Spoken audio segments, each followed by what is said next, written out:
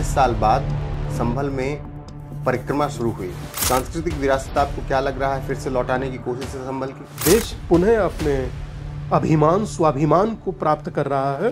लेकिन बरेली में जो हुआ या देश के अलग अलग हिस्सों में हो, 16-17 साल के बच्चे पत्थरबाजी कर रहे हैं, ये मौलाना मौलवियों के चंगुल में फंसे हुए, इन्हें बेवकूफ बना रखा है इन सब ने। आन बान शान स्वाभिमान की धनी रही, कतरा कतरा रोआ रोहा खून में सनी रही, तन हुए ते खाक फिर भी खाकियां तनी रही।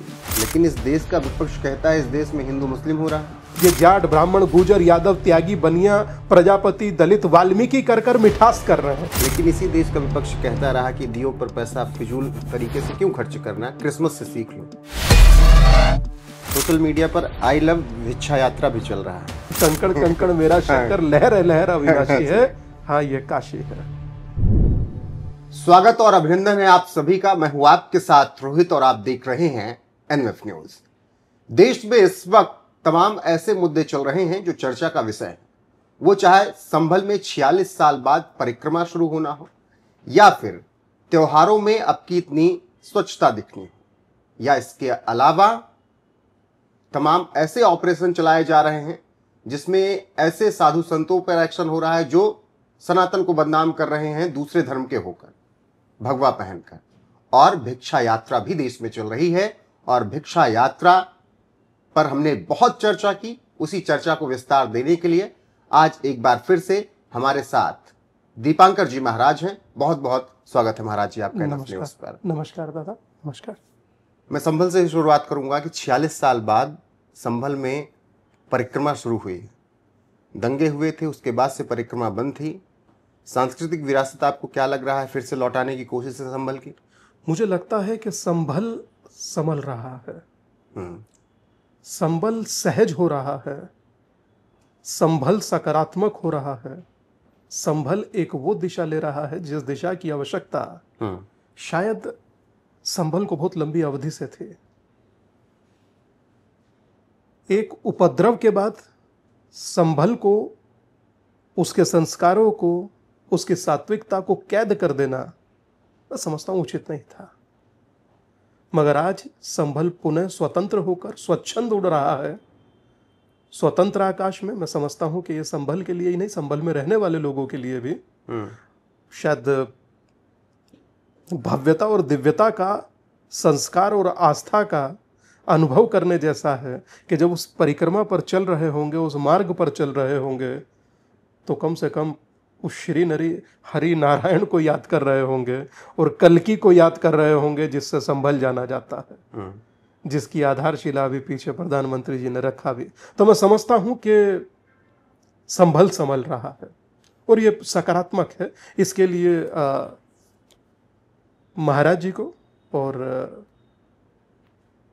उस विषय को दुनिया तक लाने वाले विष्णु भाई को बहुत साधुवाद। अगर जो ये योद्धा लोग ना हो तो शायद ये संभव ही ना हो पाए। जरूरी है ऐसे लाइक माइंडेड लोगों का जो आते हैं तो समाज बदल देते हैं, जो होते हैं जो दुनिया को नई दिशा देते हैं। हमें लगता है कि कुछ लोग बहुत सकारात्मक काम इस धरती पर कर रहे हैं, तो मैं कहूँगा कि आप उनका साथ दें। आप सब लोग एक बात कहते हैं, मैं बड़ी जिम्मेदारी से कह रहा हूँ कि साधु कुछ करे, ऐसा हम लोग कहते हैं, साधु कुछ करे। अगर साधु को हल्का सा कष्ट हो जाए, उसके पीछे एक व्यक्ति नहीं दिखेगा, एक सिंगल व्यक्ति नहीं दिखेगा। हम क्या करें, हम क्या करें पूछते तो हैं। अगर कह दें कि ये करिए, कि कम से कम एक पंक्ति था कि उसूलों पर आए तो टकराना जरूरी है, जिंदा नजर आना जरूरी है। तो अगर हिंदू हो तो हिंदू नजर आना जरूरी है भाई। दिखिए तो सही हिंदू कैसा दिखता है।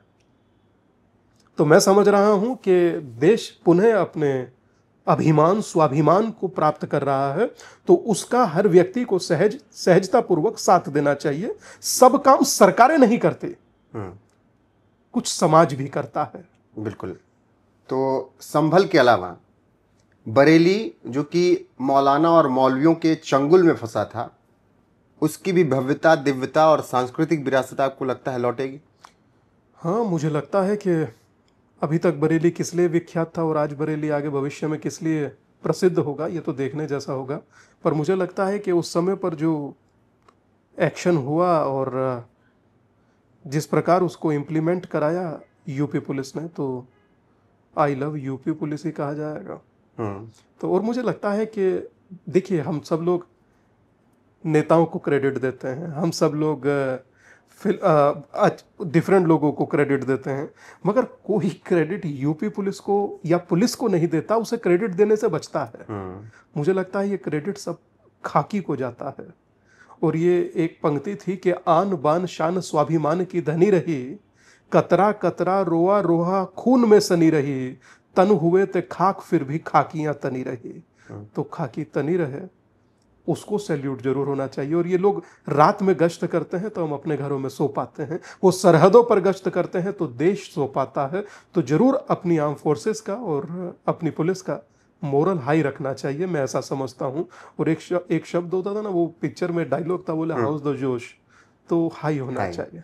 महाराज जी, आप लोग भी काम करते हैं अपने धर्म के लिए, समुदाय के लिए, और आप लोग बच्चों को, जहाँ तक लगता है कि 17 साल के बच्चों को ये नहीं भरमाते होंगे कि सड़क पर उतरकर पत्थरबाजी करने, लेकिन बरेली में जो हुआ या देश के अलग अलग हिस्सों में हो, 16-17 साल के बच्चे पत्थरबाजी कर रहे हैं। ये मौलाना मौलवियों के चंगुल में फंसे हुए, इन्हें बेवकूफ़ बना रखा है इन सब ने। मैं समझता हूँ कि उनके माता पिता को इस बारे में सोचना चाहिए। अगर जो माता पिता ही नहीं सोचेंगे तो चलेगा कैसा है। और माता पिता से बड़ा बच्चे का गुरु कोई नहीं होता, कोई भी नहीं, या मैं भी नहीं और मौलवी जी भी नहीं, वही सबसे बड़े गुरु हैं। और मैं अपने आश्रम में अगर कोई बच्चा मुझसे बात करेगा, या 15-16 साल का या 8-10 साल का या जितना भी होगा, मैं उसको शास्त्रार्थ या धर्म से संबंधित या अध्यात्म से संबंधित या भौतिक जगत से भी संबंधित होगी तो वो उसके हित में होगी। किसी के अहित में हम अपने धर्म के बारे में पत्थर उठाने के लिए नहीं बोलेंगे। अरे साहब, मैं पत्थर को पूजने की बात करता हूँ। मेरा धर्म पूजना सिखाता है। और अगर जो पूजते नहीं तो लोग कहते हैं कि आप बुत परस्त हो, तो हम तो पूजते ही हैं। और हमारे तो देश के प्रधानमंत्री कहते हैं, बोले जितने लोग पत्थर फेंकते हैं मैं उन्हें चुनकर रखता हूँ, बाद में उसी की सीढ़ी बनाता हूँ और उससे ऊपर चढ़ता हूँ। तो मैं समझता हूँ कि हम लोग तो पत्थर को पूजने वाले हैं। पत्थर पत्थर मेरा शंकर, हाँ, लहर लहर अविनाशी है। कंकड़ कंकड़ मेरा शंकर, लहर लहर अविनाशी है। हाँ, ये काशी है, और सही बात है, और यही काशी है। बिल्कुल। और आपने भी जिक्र किया I love UP police. Social media पर आई लव भिक्षा यात्रा भी चल रहा है। तो अभी तक भिक्षा यात्रा कहाँ तक पहुंची? कितने दिन हो गए? कितना चल लिया आप लोगों ने? कितने लोग जुड़ चुके हैं? मैं कहूँ तो सही में मैं भावुक हो जाता हूँ सर। कहाँ किसी सन्यासी को इतना प्यार मिलता है, स्नेह मिलता है। पिछली बार हमने बात किया तो 1 करोड़ पार थे आप। हाँ, मैं 1 करोड़ पार हो चुका है और बहुत अच्छा चल रहा है। और शायद ये साधारण और सहज नहीं है। कल ये यात्रा द्वारिका में थी, सेक्टर 11 के द्वारका दिल्ली। हाँ, द्वारका दिल्ली, DDA ग्राउंड, वहाँ पर ये यात्रा थी। और वहाँ पर बिहार से जुड़े जितने भी पूर्वांचल से जुड़े लोग थे, वो लोग उस यात्रा का हिस्सा थे। और मेरा मन तन सब कुछ प्रफुल्लित था देख करके कि भगवत लहर रहा है और सनातन संगठित हो रहा है, जातियों से ऊपर संगठित हो रहा है उठकर। मैंने कहा कि अगर मीडिया के कैमरे हों तो दिखाइए। आप वर्मा शर्मा जाट ब्राह्मण गुजर यादव त्यागी दिखाते हैं, दलित वाल्मीकि दिखाते हैं, आप दिखाइए कि यहां कोई कुर्मी नहीं है, प्रजापति नहीं है, यहां सब हिंदू हैं। और जब हजारों हिंदू एक हाथ ऊपर कर कर कहते हैं कि मैं सूर्य के प्रकाश और चंद्रमा की शीतलता को साक्षी मानकर यह संकल्प लेता हूं कि जातियों में नहीं बटूंगा। लेकिन इस देश का विपक्ष कहता है इस देश में हिंदू मुस्लिम हो रहा है। हाँ, उनके हिसाब से बोले हिंदू मुस्लिम, हिंदू पूरा बोलिए कहते हैं हिंदू मुस्लिम कर कर काहे नफरत फैलाए हो। ये जाट ब्राह्मण गुजर यादव त्यागी बनिया प्रजापति दलित वाल्मीकि कर कर मिठास कर रहे हैं। हिंदू मुस्लिम से नफरत हो रही है और जातियों में बांटकर हिंदुओं को मिठास घोली जा रही है। तो मैं कभी कभी हैरत में पड़ जाता हूं कि कितना गिरेगा इंसान वैचारिक दृष्टिकोण से। मतलब आप बांटे तो सही है, हम सही को गलत कहें तो सही नहीं है। तुम भी काहे कर रहे हो भाई? क्यों बांट रहे हो हिंदू को? हाथ में 5 उंगलियां अलग है मगर है तो हाथ का हिस्सा।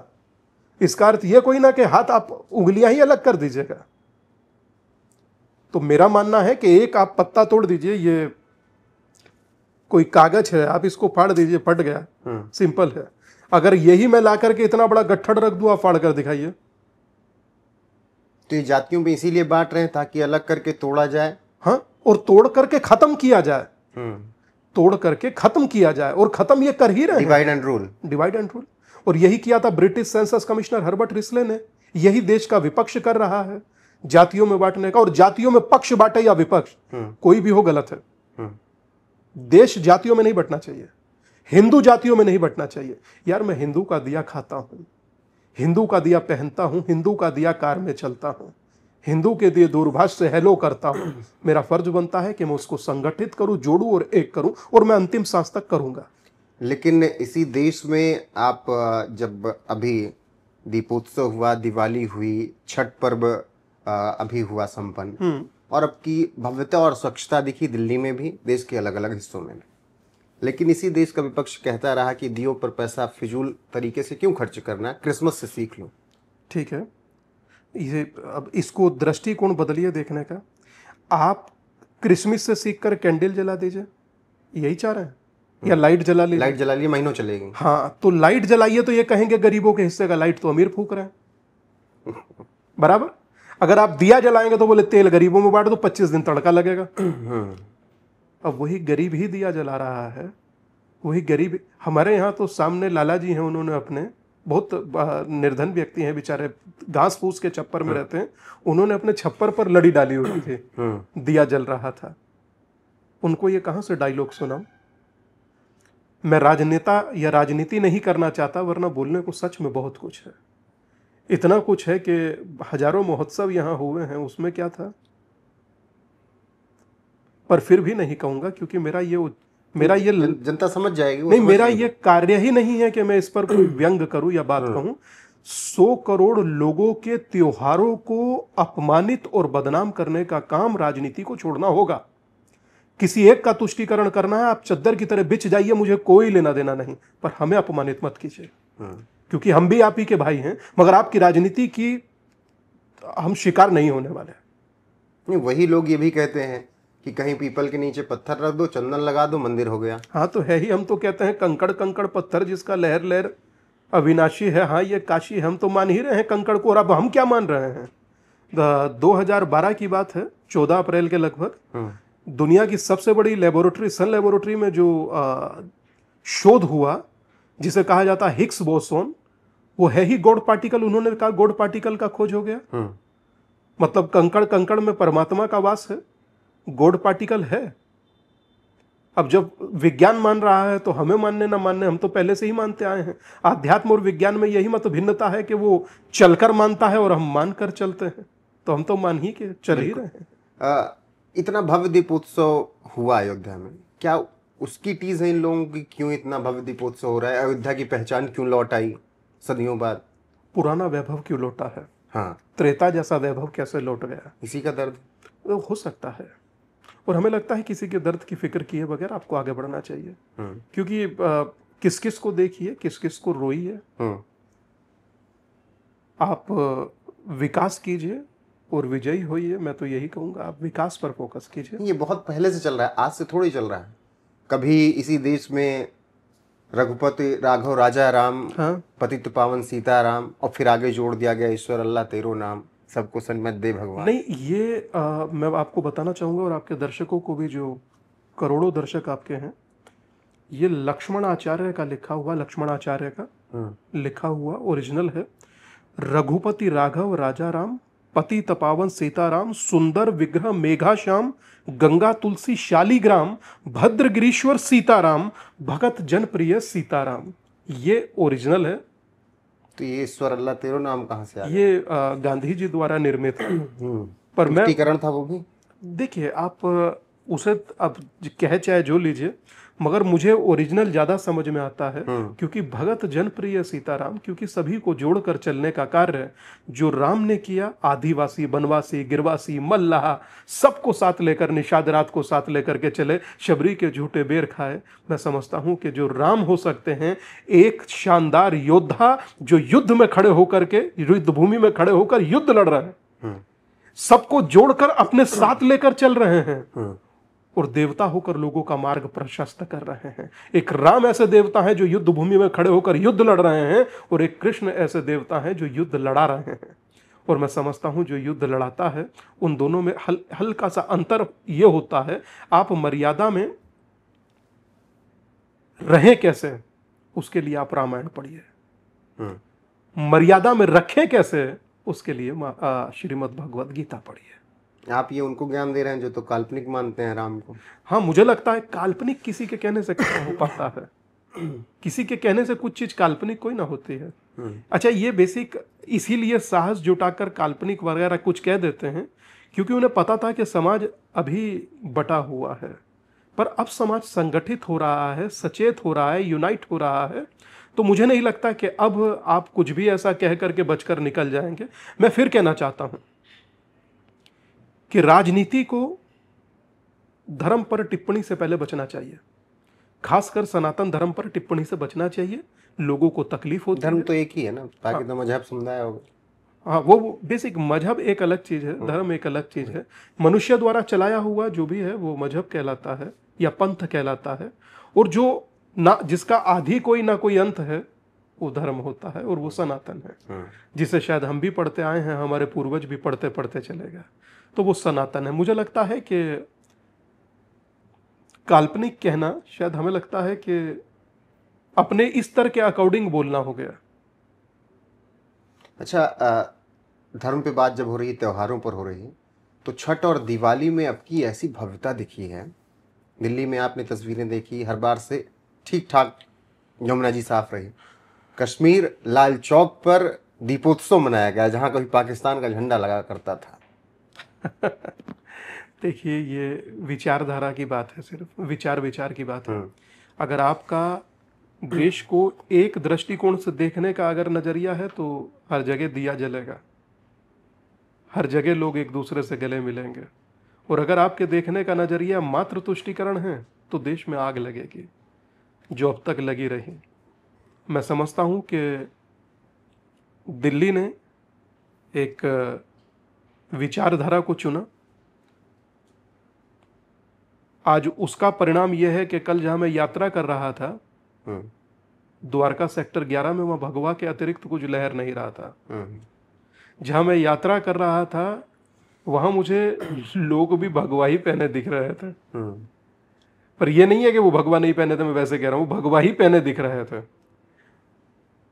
और आपको यमुना में पहले झाग के पहाड़ दिखते थे, आज आपको यमुना बहती दिख रही है। यहाँ विपक्ष फिर यही कह रहा है कि इसलिए अब कितना साफ कर दिया क्योंकि बिहार में चुनाव है, ताकि बिहारियों का त्योहार अच्छे से हो, वोट मिल जाए इनको। नहीं तो क्या बिहारी इस देश का गर्व है, सरमोर है, मुकुट है, क्यों ना हो, अच्छे से होना ही चाहिए। मैं खुद जाकर के उसका हिस्सा बना, क्यों नहीं बनूंगा, मेरा परिवार है। तो मुझे लगता है कि पूरा भारत मेरा परिवार है, और मुझे जहां उचित लगता है मुझे जाना चाहिए, और सबको जाना चाहिए। दिल्ली की मुख्यमंत्री उसमें सम्मिलित हुई, अच्छा कार्य उन्होंने किया। मैं तो बहुत उन्हें साधुवाद देता हूं कि एक जिसे कहते हैं कि एक शब्द होता ना कि एक बड़ी दमदार तरीके से अपनी बात को रखती हैं, अच्छी इंसान है। हमें लगता है कि भगवान ने उन्हें मौका दिया, वो आगे शब्द फिर अगली बार छठ आएगा तो यमुना जी और अच्छी होंगे और क्लियर होंगे। बिल्कुल। एक मुद्दा इस वक्त महाराज जी देश में और चल रहा है, हलाल का। हो सकता है आपकी घड़ी भी हलाल हो, माचिस भी हलाल हो, मतलब हर कुछ हलाल। ये सब दकियानुसी बातें हैं दादा, क्या मतलब है यार, माचिस हलाल हो, घड़ी हलाल, गजबे बात है। और सीएम योगी आदित्यनाथ ने बोल दिया तो विपक्ष कहने लगा कि फिर वही मुस्लिमों को आप परेशान कर रहे हैं। हाँ, सही बात है, बोल देने से भी परेशान हो रहे हैं, गजब बात है। हमें लगता है कि ये सब चीजें कम से कम भारत में ये नहीं चलना चाहिए, और जो तंजीमें चला रही हैं उनको विचार करना चाहिए। ये भारत है, संविधान सेकुलर सब इसी देश में तो है। देखिए, दो चीज है। अब आप बोल दिए हैं तो मैं बोल रहा हूं, वरना मेरा बोलने का कतई इच्छा नहीं था। अगर देश में सभी लोग शांतिपूर्वक रह सकते थे तो फिर इस देश का बंटवारा क्यों हुआ, पहला। और अगर बंटवारा हो ही गया था तो मात्र इस देश में हिंदू का होना आवश्यक था। और देश अगर संविधान से चलता है तो फिर यहां पर्सनल लॉ बोर्ड जैसी चीज कहां से आई? अगर देश संविधान से चलता है तो यहां पर्सनल लॉ बोर्ड जैसी चीज आई कैसे? और अगर यह देश सेक्युलर है तो फिर यहां पर माइनॉरिटी कमीशन कैसे बना? मेरा मतलब कहने का यह है कि अगर आप इस देश में मंदिर से टैक्स वसूल रहे हैं तो चर्च और मस्जिद पर मौन क्यों हो जाते हैं?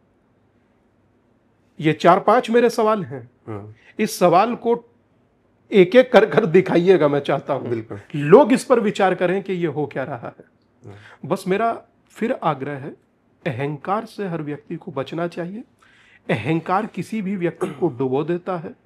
वो अहंकार चाहे सत्ता का हो या सौंदर्य का हो, भक्ति का हो या ज्ञान का हो, समझ रहे हैं? अहंकार डुबो देता है।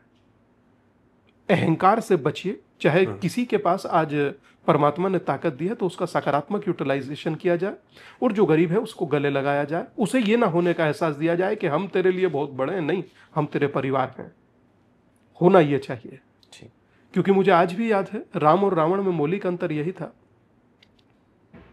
कि रावण को अपने ज्ञान का अहंकार था कि मैं बहुत बड़ा ज्ञानी हूं, और राम को अहंकार का ज्ञान था। तो मुझे लगता है कि सत्ता और संपत्ति से उत्पन्न हुए ज्ञान का तो निराकरण, अहंकार का तो निराकरण है, निदान है, मगर धर्म और ज्ञान से हुए अहंकार का कोई निराकरण नहीं है, कोई समाधान नहीं है। एक टिप्पणी मैं आपकी चाहूंगा महाराज जी। उत्तराखंड में इस वक्त मुख्यमंत्री धामी की तरफ से एक ऑपरेशन चलाया जा रहा है कालनेमी। उसके पीछे का कारण ये है कि हरिद्वार या तमाम ऐसी जगह जहां पर अलग अलग समुदाय के लोग भगवा चोला ओढ़कर संतों को बदनाम कर रहे हैं और गलत काम कर रहे हैं, जिसकी वजह से हमारे धर्मगुरु, हिंदुओं के धर्मगुरु, साधु संत बदनाम हो रहे हैं। अब उनको पकड़ा जा रहा है तो फिर वही चीख चिल्लाहट मच रही है कि देखिए मुसलमानों को प्रताड़ित किया जा रहा है। अच्छा, हमारा कपड़ा पहनकर नाटक कर रहे हो यार, बदनाम हम हो रहे हैं, तो कहे ना कि तुम कौन हो। ये जो नाटक कर रहा है मुझे लगता है उसको भी दंडित करना चाहिए, जो चीख पुकार करे। तेरा कौन क्या लगता है भाई? अगर झूठा आदमी है या ढोंग फैला रहा है तो तेरा उसमें क्या लेना देना? तेरा हिस्सा है उसमें। क्या नाटक कर रहे हैं? सनातन को बदनाम करने के लिए पूरा 100% होता ही आया था। अब से पहले की कुछ अखबारों की कटिंग भेजेंगे, आप पढ़िएगा, और वो अखबार हैं जिनके बारे में लोग कहते हैं अरे भाई इसमें आना तो बड़ी बात है। वो व्यक्ति, एक मजहबी व्यक्ति ने दुष्कर्म किया और लिखा उसे तांत्रिक। हाँ, अभी चल रहा है सोशल मीडिया पर। अब सोचिए इससे बड़ी धूर्तता कुछ हो सकती है? तो ऑपरेशन कालनेमी जैसे ऑपरेशन चलते रहने चाहिए। पुष्कर सिंह धामी को मैं आभार व्यक्त करता हूँ, मैं कभी मिला नहीं हूँ, आभार व्यक्त करता हूँ। अगर वो देख रहे होंगे तो आप आगे बढ़े सर, आपके साथ आध्यात्म ही नहीं पूरा देश खड़ा हो जाएगा। आध्यात्म के साथ खिलवाड़ का अधिकार इस दुनिया में किसी को नहीं होना चाहिए, मतलब किसी को नहीं होना चाहिए। और आप एक आध्यात्मिक संस्कृति के संवाहक हैं और वहां के मुख्यमंत्री हैं उत्तराखंड के, तो मैं समझता हूं आपकी जिम्मेदारी कई गुना बढ़ जाती है। और देवभूमि के मुख्यमंत्री हैं तो इसीलिए उन्होंने अब मदरसा बोर्ड भी खत्म करने का प्लान किया। उसमें अब सबको शामिल कर रहे हैं, केवल एक ही अल्पसंख्यक समुदाय क्यों ऐसा बोर्ड चाहे उसको मिले, उसको सुविधाएं मिले। जितने तरीके के जिहाद हैं उस पर भी एक्शन ले रहे हैं। नहीं, हमें लगता है कि जो जमीनों पर जगह जगह मजार बना देते हैं, इस पर जरूर वो लोग संज्ञान लें। मुख्यमंत्री जी को इस पर संज्ञान लेना चाहिए। एक्शन चल रहा है लगातार। और किसी रोज मिलूंगा तो सुझाव भी दूंगा। मुझे लगता है कि ये होना बहुत जरूरी है। क्योंकि एक समय में एक आइडिया 1.5 लाख लोगों के दिमाग में आता है। इंपॉर्टेंट है, that is the important, execute कौन करता है? तो जिसने एग्जीक्यूट किया वो हीरो। तो वर्तमान इस देश को तरह तरह के जिहाद के नाम पर चल रहे जो कार्य हैं उनको बंद होना ही चाहिए। जैसे एक थूक दे रहा है, थूक दे रहा है। मेरी बात को अगर किसी को कष्ट पहुंच रहा है, मैं आपसे जो कह रहा हूं या जो करोड़ों लोग उसे सुन रहे हैं, अगर कष्ट हो रहा है तो इतना अपने दिल पर हाथ रखकर बताइए कि आप थूका हुआ पी सकते हैं या खा सकते हैं। नहीं तो फूड एक कहते हैं ना कि एक फूड का भी एक कानून है, उसके तहत अपराध है भाई। किसी को थूका हुआ खिलाना अच्छा नहीं लगता, बोलने में भी। और अब सोचिए वो गूंथते गूंथते थूक रहे हैं। तो जितना एक्शन लिया जा रहा है उत्तराखंड सरकार की तरफ से, वो एक्शन आपको सही लगता है? मुझे लगता है कि जितना एक्शन लिया जा रहा है कम है, और होना चाहिए। और मुझे लगता है कि और गंभीरता से उस पर विचार कर कर चीज़ों को और बड़े कैनवास में देखना चाहिए और चीज़ों को समाप्त करना चाहिए। आप आज है ना, तो आप वो कर कर चले जाइए कि लोग आपको कहें कि बस आप ही रहें।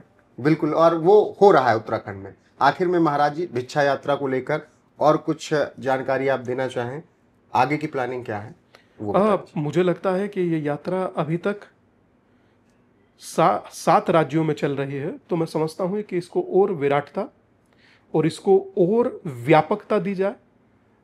एक विचार आपके साथ साझा कर रहा हूं, अभी तो ये स्मृति में है, विचारों में है, ये जल्द धरातल पर आए, ऐसा मेरा विचार है। एक जैसे है ना कि संगठित हिंदू, ये एक विचार न रहे, ये एक ऐसा संगठन बनकर समाज में काम करे जो संगठित हिंदुओं को करता चले, जहां मुझे लगता है कि मात्र मेरी जरूरत ना हो। अगर कोई भाई मुझको खड़ा होकर कहीं देख रहा है या मेरी बात को कहीं सुन रहा है, तो वो खुद 50 लोगों को संगठित कर कर अपने विचार रखे और सबका हाथ बना करके मानव श्रृंखला बनाए, और उस मानव श्रृंखला में गर्व से कहे खुद को हिंदू। और वो मानव श्रृंखला अगर गली गली से, गांव गांव से, शहर शहर से, नुक्कड़ नुक्कड़ से अगर जो पब्लिक के बीच में आनी शुरू हो जाएंगी, तो रुझान बदल जाएगा, विचार बदल जाएगा और भाव बदल जाएगा। मुझे लगता है कि समाज को अब साथ देने की जरूरत है। और जैसा मैंने कहा था ना कि आप चाहते थे कि आपके सन्यासी काम करें, अगर आपके सन्यासी काम कर रहे हैं तो आपका कर्तव्य है, आप मतलब समाज का कर्तव्य है कि उनके पीछे चट्टान की तरह खड़े हो। मैं यकीन मानिए चाहता हूं, जैसे एक शब्द होता है ना कि ना कोई दूरी ना कोई खाई, हिंदू हिंदू भाई भाई, ऊंच नीच की करो विदाई, हिंदू हिंदू भाई भाई। जब भाई है तो भाई की तरह रहे।